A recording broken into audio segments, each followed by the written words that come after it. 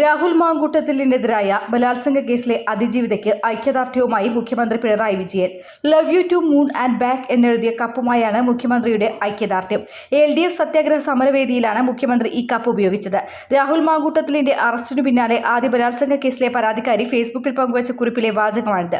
ഈ വാചകം എഴുതിയ കപ്പ് പിടിച്ച മുഖ്യമന്ത്രിയുടെ ചിത്രം സോഷ്യൽ മീഡിയയിൽ വൈറലാണ്. ദൈവത്തിന് നന്ദിയെന്നും ലോകം കേൾക്കാത്ത നിലവിളി ദൈവം കേട്ടു എന്നുമാണ് കഴിഞ്ഞ ദിവസം പരാതിക്കാരി ഫേസ്ബുക്കിൽ കുറിച്ചത്.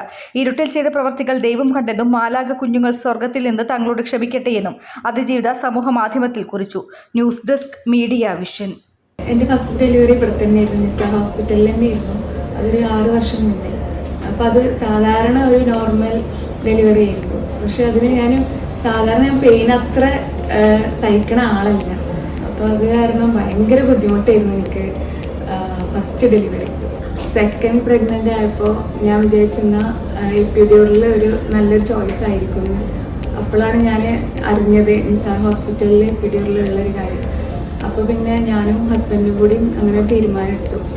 ഞാൻ എടുത്ത തീരുമാനം വളരെ കറക്റ്റായിരുന്നു എന്ന് എനിക്ക് പിന്നെ എൻ്റെ ഡെലിവറി കഴിഞ്ഞപ്പോൾ തോന്നി. കാരണം ഞാനൊന്നും അറിഞ്ഞില്ല. ആദ്യത്തെ എൻ്റെ ഡെലിവറി ഞാൻ ഒരുപാട് പെയിന് സഹിച്ചിരുന്നു. പക്ഷെ ഇപ്പോഴത്തെ എൻ്റെ ഡെലിവറി ഞാൻ ഒന്നും അറിഞ്ഞിട്ടുണ്ടായിരുന്നില്ല. പിന്നെ ഇവിടുത്തെ സ്റ്റാഫുകളായാലും ഡോക്ടേഴ്സ് ആയാലും എൻ്റെ ഡെലിവറി എടുത്തത് ശ്രുതി ഡോക്ടറായിരുന്നു.